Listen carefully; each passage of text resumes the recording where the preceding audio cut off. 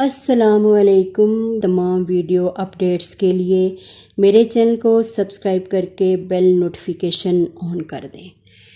دہلی کا بادشاہ جنگل میں تنہا گھوڑا دوڑا رہا تھا۔ تیز رفتار گھوڑے پر سوار ہرن کے تعاقب میں اپنے ساتھیوں سے بہت دور نکل گیا۔ کئی میل تک گھوڑے نے برق رفتاری سے ہرن کا تعاقب کیا، لیکن آخرکار وہ گھنی جھاڑیوں میں غائب ہو گیا۔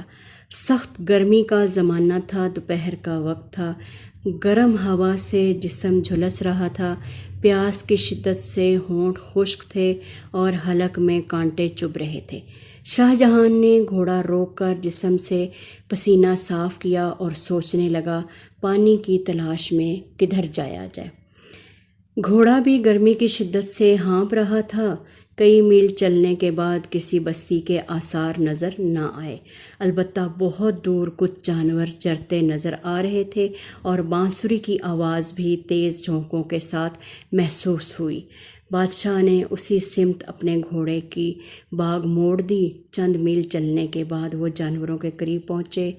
بانسری کی آواز صاف سنائی دے رہی تھی۔ کوئی منچلا بڑی دردناک آواز میں بانسری بجا رہا تھا۔ بادشاہ نے گھوڑا روکا، پھر کچھ فاصلے پر دیکھا کہ ایک نوجوان شکستہ حال اور میلے کپڑے پہنے ایک درخت کے نیچے بڑی بے نیازی کے ساتھ ریت پر نیم دراز ہے اور دنیا کی ہر فکر سے آزاد بڑی مستی کے ساتھ بانسری بجا رہا ہے۔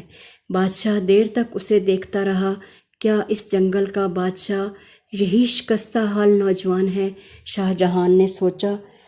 نوجوان بانسری بجانے میں مگن تھا۔ اس نے سر اٹھا کر ایک نظر دیکھا، ہو نہ ہو کوئی شکاری ہوگا، دل ہی دل میں سوچا اور بانسری بجانے لگ گیا۔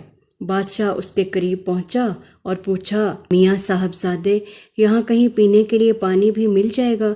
شاہ جہان کا شاہانہ لباس اور شاندار گھوڑا دیکھ کر چرواہا ذرا چونکا، مگر جلد ہی سنبھل کر بولا، یہاں پانی کہاں، پانی تو بستی میں ملے گا، تھوڑی ہی دور بستی ہے۔ ہاتھ کے اشارے سے چرواہے نے رہنمائی کی اور پھر بے نیازی کے ساتھ بانسری بجانے لگا۔ جانور چر رہے تھے اور وہ بانسری بجانے میں مست تھا۔ شاہ جہان گھوڑے پر سوار ہو کر جانے کی سوچ ہی رہا تھا کہ نوجوان نے پوچھا، کیا تمہیں پیاس لگی ہے؟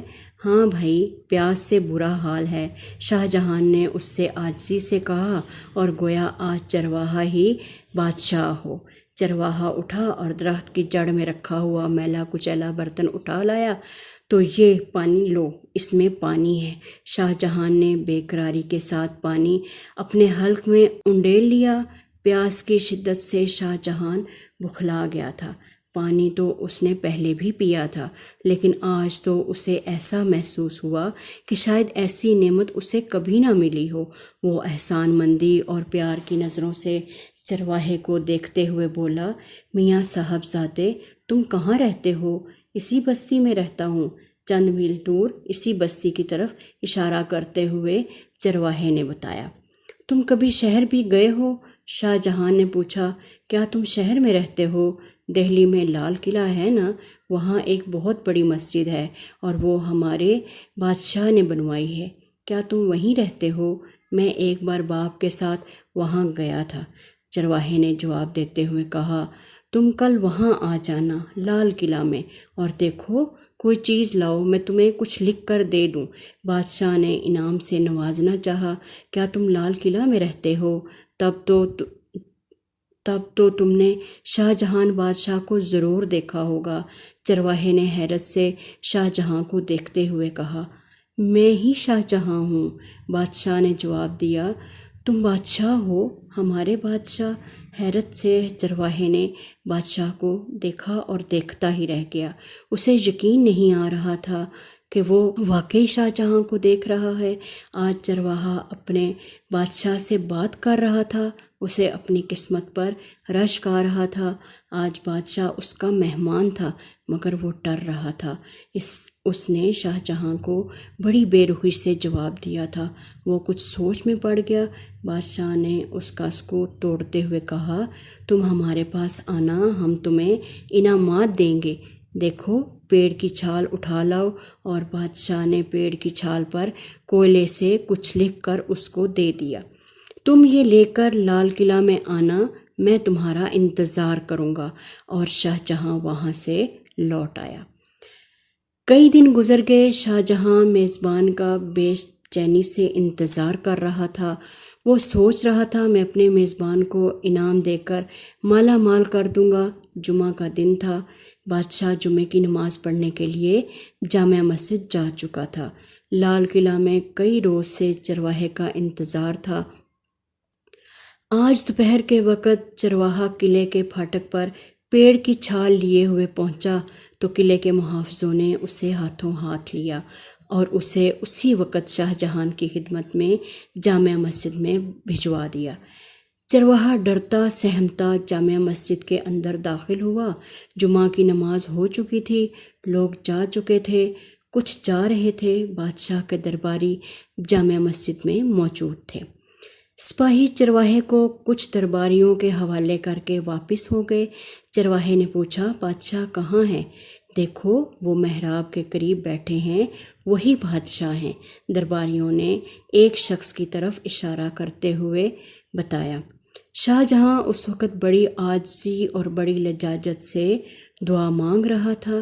نہیں، میں تو شاہ جہاں بادشاہ کو پوچھ رہا ہوں جنہوں نے لال قلعہ بتایا تھا اور جو لال قلعہ میں رہتے ہیں۔ چرواہے نے نہایت سادگی سے اپنی الجھن بتاتے ہوئے کہا، ہاں بھائی، یہی شاہ جہاں ہیں۔ درباریوں نے اسے اطمینان دلانے کی کوشش کی۔ وہ کچھ دیر بادشاہ کو دیکھتا رہا۔ اس کی سمجھ میں نہیں آ رہا تھا کہ ایک شخص دونوں ہاتھ پھیلائے گڑ گڑا کر فقیروں کی طرح کیا مانگ رہا ہے اور کیوں مانگ رہا ہے۔ اس سے رہا نہ گیا۔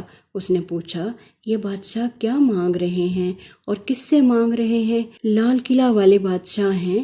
ہاں، یہ خدا سے مانگ رہے ہیں۔ خدا سے ہر ایک مانگتا ہے، چاہے وہ بادشاہ ہو یا فقیر۔ چرواہا ایک دم خاموش ہو گیا، پھر یکا یک وہ ایک طرف کو چل دیا۔ درباریوں نے اسے جاتے دیکھ کر روکنا چاہا، لیکن وہ کسی طرح نہ رکا۔ لوگوں نے اسے بہت روکا، جانے کی وجہ پوچھی، لیکن اس نے کچھ نہ بتایا اور اپنی راہ کا ہو لیا۔ شاہ جہاں دعا سے فارغ ہوئے، خادم بادشاہ کو لینے دوڑے۔ خادموں نے ان کو بتایا چرواہا آیا تھا۔ بادشاہ نے بڑی بے چینی سے پوچھا، کہاں ہے وہ؟ شاہ جہاں تو کئی دنوں سے اس کا بڑی بے صبری سے انتظار کر رہا تھا۔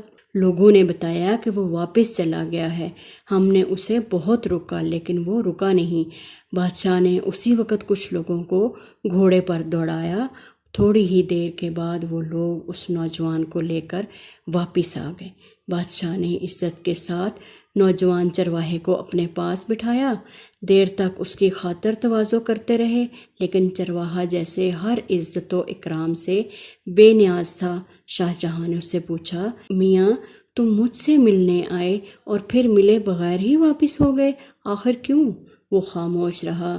شاہ جہاں نے دوبارہ اسے متوجہ کیا، میں تو تمہارا بڑی شدت سے انتظار کر رہا تھا اور تم ملے بغیر ہی واپس جا رہے تھے، آخر کیوں؟ وہ خاموش رہا۔ بتاؤ تو صحیح، آخر بات کیا ہوئی ہے؟ میں آپ سے انعام لینے آیا تھا، مگر میں نے دیکھا کہ آپ تو خود ہاتھ پھیلا کر مانگ رہے ہیں۔ جب آپ خود مانگ رہے ہیں تو بھلا مجھے کیا دیتے؟ میں نے دل میں فیصلہ کیا کہ میں بھی کیوں نہ اسی سے مانگوں جس سے آپ مانگ رہے تھے۔ چرواہے نے بڑی سادگی اور جرأت سے کہا، اس کہانی کی تاریخی حیثیت کیا ہے اور کہاں تک یہ صحیح ہے؟ ہمیں اس سے کوئی بحث نہیں، بلکہ ہمیں تو اس ایمان افروز واقعے سے سبق لینا ہے جو اس واقعے سے ملتا ہے۔